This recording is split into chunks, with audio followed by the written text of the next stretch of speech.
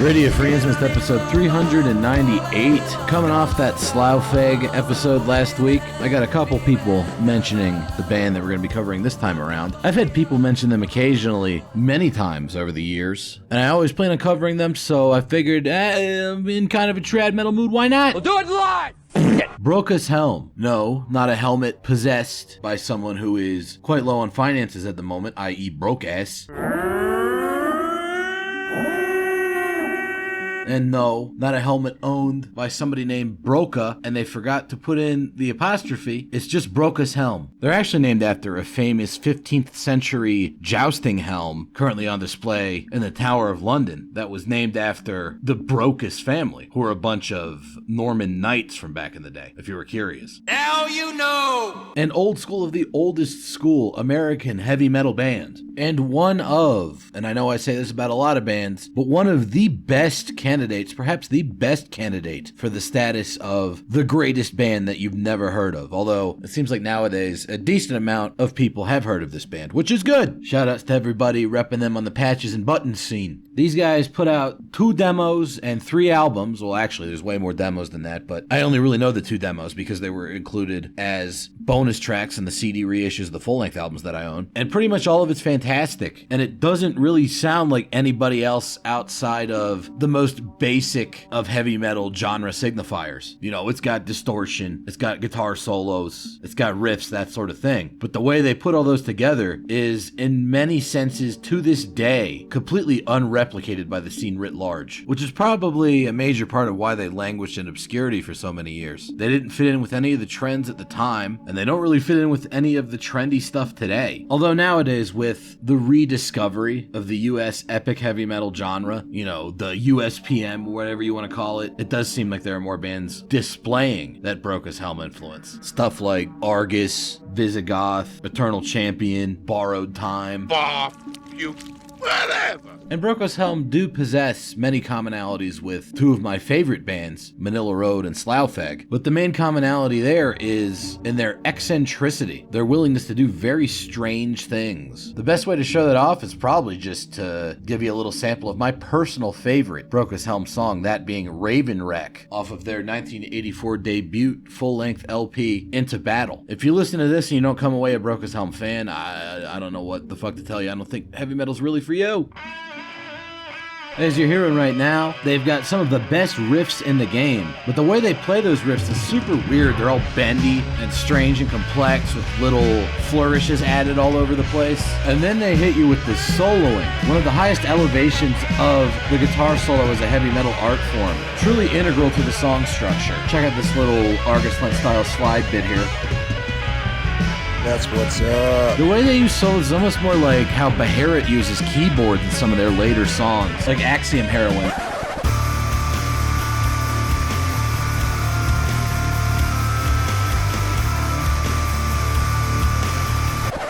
where they become the primary vector for melodicism, with the rest of the musical components almost acting as something of a backing band. Also, another idiosyncrasy, the vocals are a bit subdued. Like, they're still masculine and powerful sounding, but they're not showboaty in a way that's typical for heavy metal, which I believe was a conscious decision to allow the riffs to breathe more. Like this part coming up right here, another solo section where the lead guitar essentially becomes the lead melody of the song, bringing us into the next set of riffs, which in this case is a recapitulation of one of the coolest opening riffs of all time, the Ravenwreck riff. Triumphant and consonantly melodic as fuck. Super catchy, but also a good deal more complex than your average melodic heavy metal riff. Ravenwreck's my favorite song from my favorite Brocas Helm album, that being Into Battle. But as I mentioned earlier, all of their material is great, and it's worth looking into even the demo that came out before the Into Battle full length. The 1983 demo might actually be a little bit more appealing to modern ears than the Into Battle album itself. It doesn't go as crazy with the 80s King Diamond-esque reverb, specifically thinking of the Abigail album here, as the full-length album did, which might make it a little bit easier on the the ears for some. I mean, I still prefer the full-length album myself, but the demo does not fuck around. And in a perfect world, it should have done an amazing job of establishing Brocas Helm as the band to watch in 1983. The sonic profile in this album is a lot closer to something like Iron Maiden. You're hearing very clear instrumental separation, dry but very clear guitar sound, a little bit more vocal forward, although again, the vocal performance is still a lot more subdued and less show-offy than would be typical for heavy metal. Though I do like his vocals a lot. They are rather bardic sounding, which is kind of a commonality they've got with Slough-Feg and Manila. Again, I'm pretty sure they did this on purpose to allow the riffs to really take center stage. To my ears, Brocas Helm is first and foremost a guitar band. And you're hearing that with this very long, almost meditative, recursive kind of soloing you've got going on here. Very much utilizing all the other instruments as a jumping off point for the pure melodic stream coming out of the guitars. I also really like how the solo kind of ties itself up here in concert with the other instruments to lead us into a different sort of guitar solo heavy section, wherein the bass and the drums become very important, doing this weird little samba-esque backing track that forms the music's backbone, while the guitars shout at each other over the cacophony. And that's why the instrumental separation is such a big part of this release. But I like these trade-off solos. I like this weird transition section here where the two guitar lines kind of tie back into each other after they sort of had a little duel. Feels very wizardy. I'm a wizard, mind you. You summon demons, wizard? Yes! So that demo's fucking great, and as I implied earlier, the full-length album that came out after it is even greater. We're talking one of the greatest metal albums of all time. The Into Battle full-length starts off very appropriately with a track entitled Metallic Fury, which is very medieval in its affectations with this sort of fanfare-esque intro before it settles into the main riff and allows the vocals that come out, which are more subdued in the mix than is normal for metal, but again, not weak at all, but they're mixed in such a way that lets you hear all the bizarre guitar intricacies. Then you got another little instrumental break, which also has that medieval sort of almost folk dance-like feeling to it, particularly when they move away from the percussive phrasing into this more flowing sort of melody. I gotta think Mike from Slough-Feg is all about this part. And then the vocals sort of creep in. He's almost doing an incantation here before the energy builds up to an eruption.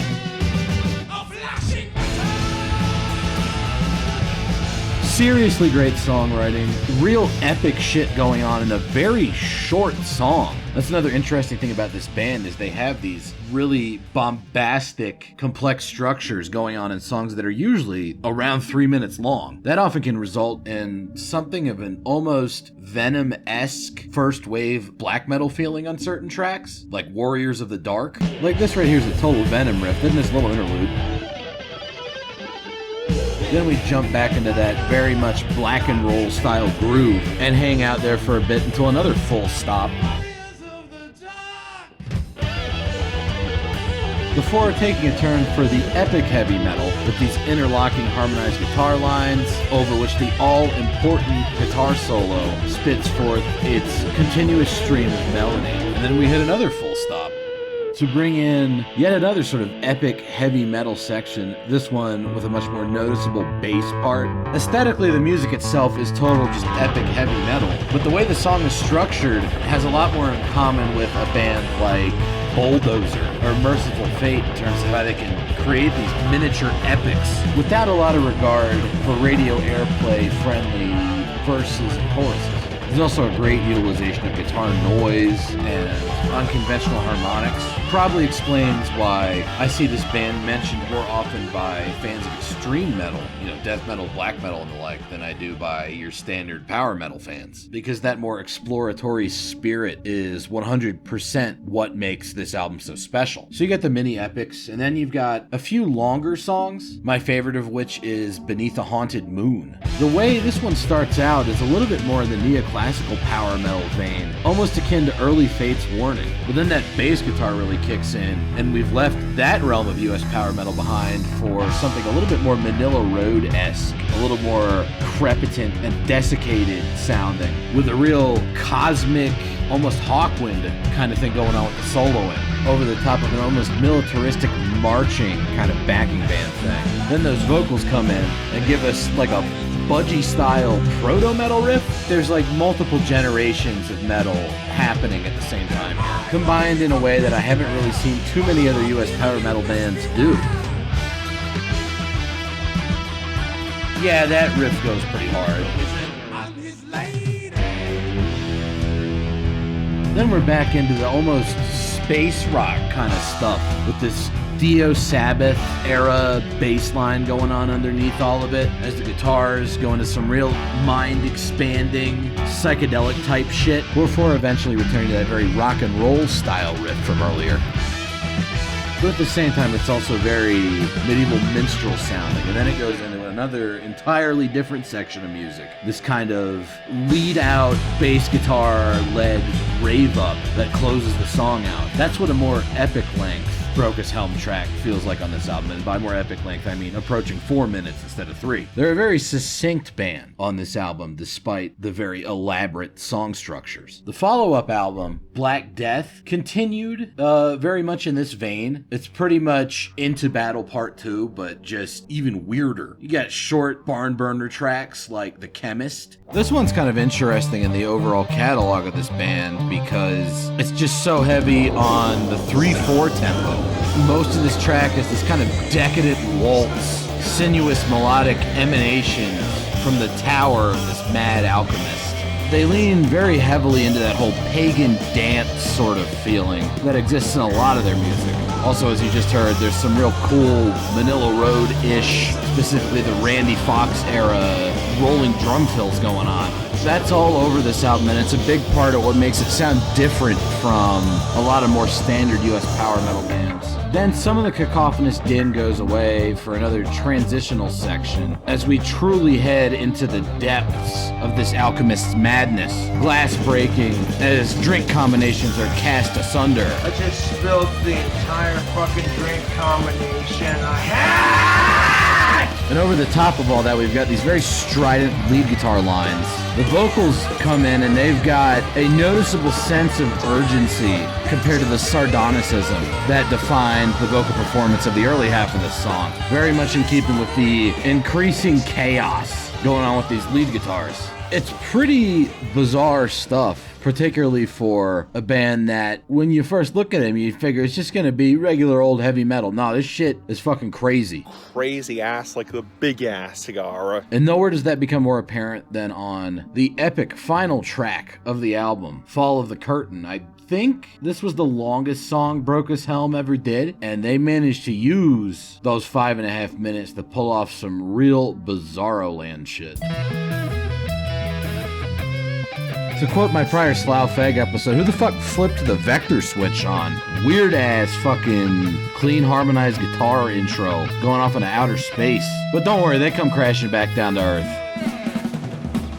With a furious eruption of reverb-soaked lead guitar explosivity over the top of triumphant power metal riffage. But we don't stay there that long. They go back into wacko territory real quick. This is some of the darkest, most proggy shit these guys ever did. And check out this bass guitar, bro.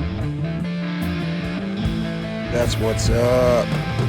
It's progressive metal, but not progressive metal like most people do it. This ain't Fates Warring, it ain't Watchtower, it's not Crimson Glory. It's this weird, soupy, cosmic cauldron of just Hawkwind, Manila Road, I don't know what the fuck type psychedelic shit. It's got a looser feel to it than your average prog metal band, but it's got that same level of complexity and texture that you would expect for something with a progressive label attached to it. And the lead guitar playing is completely immaculate, very emotional, 100% adds a whole lot to the song. Speaking of which, we're getting into the second section of the song here, where there's a radical tone shift. Real rocking, dark sort of metal going on. I gotta think if Randy Rhoads hadn't died in that plane crash and kept writing more metallic material, he might have ended up doing stuff like this. Then we bring back that waltzy feeling from earlier in the song, and it's just, goddamn, this is like dark fucking power metal. And the vocal performance is totally gonzo, as you're hearing. And then the lead out section of this song, wacky fucking drums, that bass skittering all over the fretboard. The soloing is dissonant and chaotic sounding. Brocas Helm of this vintage is guaranteed to scare the hoes, the squares, the posers are not going to be able to take this shit. It's not made for them, okay? This is metalheads metal. This is the real shit. And because of that stance, that's probably why it didn't take off in the 80s. You know, when the heaviest and the strangest you get is Metallica's And Justice for All, you're not going to be able to handle stuff like this. In its own way, I would say Brocas Helm is every bit as extreme a band as a death metal band or a black metal band is. So obviously that's not going to catch on with people that are looking for a more standard melodic heavy metal band. Hence, no more Brocas Helm albums for a while, but they did keep putting out demos. Pretty decent amount of them from what I hear. Quite a few of them still unreleased to this day, but I do have one of them as bonus tracks on my copy of Black Death, that being 1989's Helm's Deep demo, which shows that they definitely weren't planning on selling out anytime soon. It's a little rougher around the edges than most of their material since it is, you know, a demo. But you can hear in the guitar riffage, it's still Brocas Helm, still doing weird-ass riffs. Vocals are still great as always, strong but more subdued compared to the guitar performance, allowing the riff to show off. Speaking of which, after this weird-ass transition, what the fuck is this part? That's just crazy shit, dude. That's Brocas Helm. Nobody else sound like that. And so yeah, it's a bummer that a third full-length album wasn't forthcoming in the late 80s or the early 90s. But we did eventually get that third Brocas Helm album in 2004. And as far as I can tell, the band didn't even break up during that time period. They just kind of kept going in the underground. Same core group of guys. Hence, Defender of the Crown from 2004. It's still very much recognizable as a Brocas Helm album. It's got songs from all these different demos going back to the 80s. And even the newer stuff, it's not that new for one. And two, it's close in sound and spirit enough to their older material that it all kind of sounds like it could have been written at the same time. At this point, they're an independent band. They don't got to deal with label shenanigans anymore. Album covers getting changed, lyrics getting censored. And because of that, they're able to get a little bit more extreme with the lyrical topics. Most notably on my personal favorite track, which is pretty much just all about... Private Pile, I'm gonna give you 3 seconds. Exactly 3 fucking seconds to wipe that stupid looking grin off your face, or I will gouge out your eyeballs and skull fuck you. 1, 2, 3. Yeah, the song's called Skullfucker, and it's a fucking banger. No pun intended. Vocals on this album are fantastic, possibly the best they've ever sounded in Brocas Helm. They still maintain that more subdued feeling to work in such a riff-dense environment, but they seem a little bit more closely tied to the music this time around, less loosey-goosey. Like a lot of thought was put into the arrangement of the vocal patterns on this release. There's an interesting amount of King Diamond-esque vocal variation going on here too, almost singing in character. Still very far removed from your standard power metal performance, but Brocas Helm is far removed from your standard power metal band.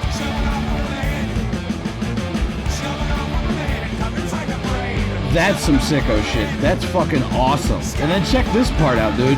Like, what band other than Brocas Helm would drop this level of Blind Guardian-ish catchy melodic guitar part into a song about skullfucking? Alright, that is so emblematic of what makes Brocas Helm a great fucking band. And hopefully I've managed to convince you to give them a shot over the course of this episode. Because they're fucking great. But hey, even if you hated it, thanks for listening or watching, whatever you did. And I'll see you next time. Bye-bye. Now get out of my face and don't get back!